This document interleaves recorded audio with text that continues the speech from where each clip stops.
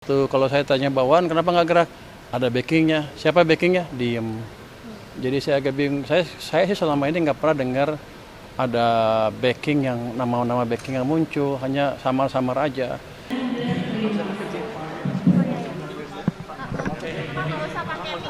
Nggak denger Pak, mic-nya Pak.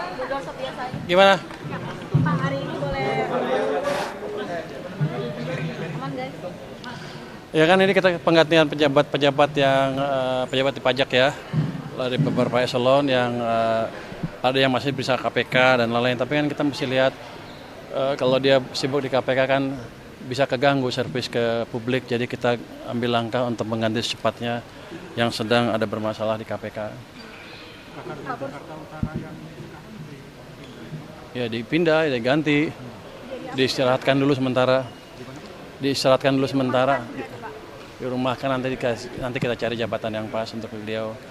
Nah, walaupun dia nggak terlibat langsung kan sebagai kakanwil, dia mesti bertanggung jawab dengan apa yang terjadi di bawahnya. Saya ini hanya ingin memberikan message kepada para pejabat pajak yang di atas bahwa kalau anak buahnya ada ngaco-ngaco dan mereka tidak mendeteksi apa-apa, bukan berarti mereka bisa lepas dari tanggung jawabnya. Ini hanya konfirmasi ke para pejabat pajak bahwa mereka harus mengendalikan orang-orang di bawahnya. Artinya nanti masih akan ada yang seperti ini. Pak, apa evaluasi dan juga tadi kan Bapak juga mengatakan kalau misalnya ada backingan ataupun hambatan, ini bisa langsung bilang ke Pak Pur dari Itu yang saya heran itu gitu. Kalau saya tanya bawaan kenapa nggak gerak? Ada backingnya. Siapa backingnya? Diem. Jadi saya agak bingung. Saya sih selama ini nggak pernah dengar ada backing yang nama-nama backing yang muncul, hanya samar-samar aja. Itu yang saya tegaskan tadi, kalau ada ya kasih tahu saya, kita beresin. Karena kita kan itu akan mempengaruhi pendapatan negara kan. Kita di backing 100% oleh Presiden untuk mengamankan pendapatan dan fiskal, kondisi fiskal kita. Jadi ini bukan main-main. Kalau tahun lalu kan saya bisa bilang, pendapatan pajak nggak tercapai, saya masih baru. Tahun ini kan saya nggak bisa. Berarti lebih tegas Pak? Ya kita beresin betul, kita akan tindak tegas secara berimbang dalam pengertian nggak asal ganti-ganti aja tanpa strategi yang jelas. Pak Pur, ini kan soal rupiah lagi Pak Pur. Ini kan kemarin Pak Ferry mengatakan bahwa salah satu yang menyebabkan rupiah anjlok ini karena sentimen terhadap pencalonan Mas Thomas. Dan Pak Pur mengatakan bahwa pencalonan Pak Thomas itu tidak menyalahi prosedur. Nah artinya melihat ini apakah bisa berdampak positif untuk kebijakan ekonomi ke depannya Pak Pur? Kalau Anda lihat kan Pak rupiahnya melemah sebelum Pak Thomas itu unjuk, melemah terus-terusan. Jadi itu bukan isu jadinya. Ada hal yang menjadi faktor. Yang paling penting adalah sekarang Gubernur Bank Sentral, Kementerian Keuangan dan semua elemen pemerintah dan Bank Sentral itu setuju untuk menjaga stabilitas nilai tukar. Dan kita percaya Bank Sentral punya strategi yang pas lah untuk mengendalikan nilai tukar. Kan kemarin juga sudah menguatkan, harusnya sih kalau perkiraan saya nggak salah, hari ini juga akan menguat terus. Karena fundamental ekonomi kita diperbaiki terus dan akan semakin membaik ke depan. Jadi Anda nggak usah khawatir. Gimana? Pertemuan dengan Pak Presiden di sana itu kan juga ada Pak Dasko ya. Ada arahan dari Pak Dasko terkait dengan yang melemah atau mungkin nggak ada. Dia hanya ikut berdiskusi tentang keadaan ekonomi secara keseluruhan dan beliau juga setuju rupiah harusnya tidak selemah ini, harusnya mengarah ke arah yang lebih kuat dari level yang sekarang atau yang kemarin-kemarin. Jadi Anda nggak usah khawatir bahwa rupiah itu akan men-trigger krisis ekonomi. Jauh dari itu, karena fundamental ekonominya masih amat baik, apalagi kita udah sinkronkan kebijakan kita dengan otoritas moneter. Jadi ke depan ekonomi akan makin cepat. Investor akan merealisasikan rencana investasinya, yang asing juga akan masuk ke ini, rupiah akan terus menguat. Anda lihat, pasar modal kan menguat kencang. Apa perlunya buat kita? Karena banyak orang bilang nggak ada hubungannya kantong gua katanya. Pasar modal semacam bendera ke investor seluruh dunia. Di sini ada perubahan positif yang terjadi. Kalau nggak ada kenaikan pasar modal yang kencang seperti itu, investor nggak akan lihat sini. Tapi begitu lihat, ada perubahan nih. Dia mulai lihat fondasinya betul apa nggak membaik. Itu udah modal yang bagus sekali. Kalau nggak dilihat, kapan mau masuk? Tapi begitu dilihat kita membaik betul, dia mulai masuk. Jadi Anda jangan menganggap gak penting pergerakan di pasar modal karena itu bendera ke banyak investor. Jadi FDI kayaknya akan mulai banyak masuk ke sini. Pak, terkait tabungan yang Anda Bapak cek tadi itu tabungannya yang Bapak cek terbatas di pejabat eselon 1 dan 2 atau sampai ke pejabat eselon 3 dan pelaksana? Saya punya akses untuk pejabat saya, semuanya. Tapi yang saya periksa sampai eselon 3. Karena yang mau naikkan yang itu nanti kalau yang di bawah menaik, kita lihat lagi. Tapi sebagian besar, eselon 1 juga saya lihat. Jago-jago mereka, flat aja uangnya. Tapi mungkin juga mereka bagus. Tapi kita lihat, mengandalkan LHKPN atau yang di luar? Oh, itu rahasia. Di luar LHKPN juga kita lihat masuk akal apa enggak. Terus bandingkan dengan uangnya yang di bank dari tahun ke tahun kayak gimana. Jadi nggak bisa sembunyi lagi pejabat-pejabat kami dari pengamat security ini apa?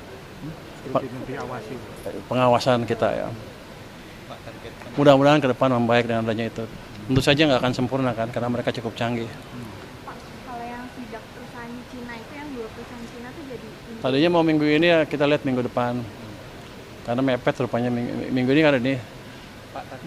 Ada KSSK hari Senin itu, jadi mundur semuanya. Tapi minggu depan pasti akan kita kerjakan tuh. Oh, hari Senin KSSK, Pak? Kan ada fit and propernya Pak Tommy. Enggak. Jumat ini KSSK. Enggak, minggu kemarin di DPR kan rapat KSSK DPR, jadi mundur semua.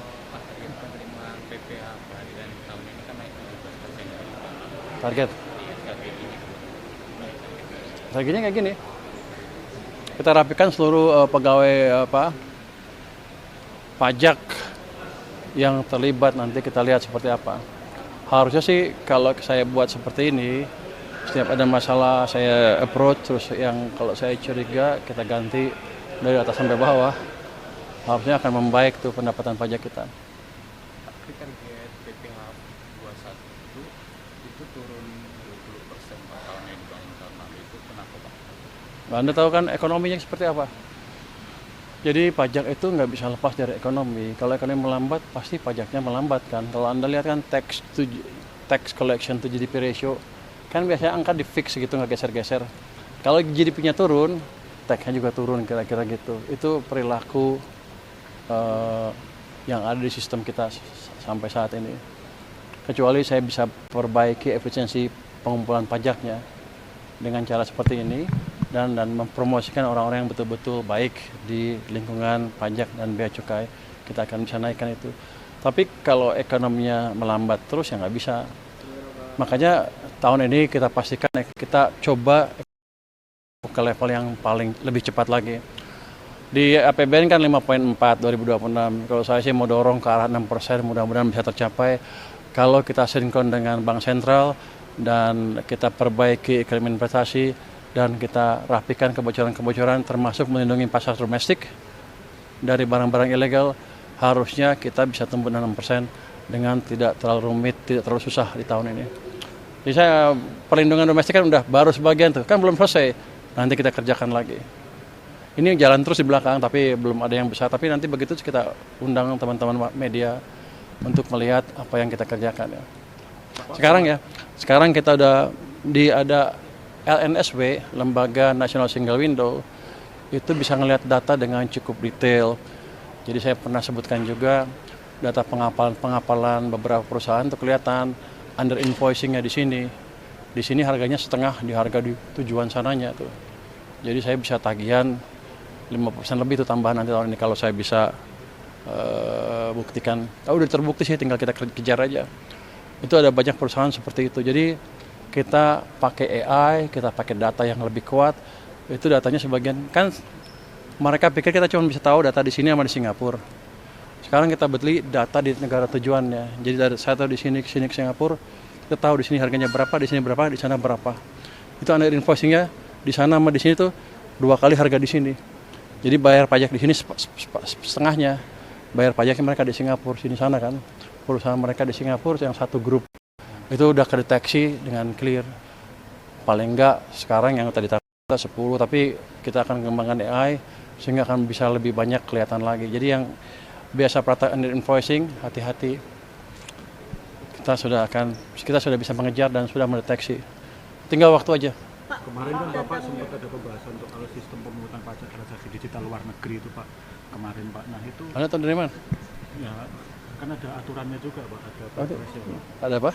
Ada perpres ya Pak. Oh, ya? Itu kenapa sih Pak untuk pemungutan transaksi digital luar negeri itu diperlukan penunjukan BUMN untuk membantu pemungutan pajaknya Pak? Kenapa? Karena punya kita nggak bisa nangkap yang transaksi ke luar negeri di sana. Nggak bisa. Sistem ini dengan memakai data sini bisa menghitung di sananya berapa. Dan saya lihat resiko buat kita nggak ada.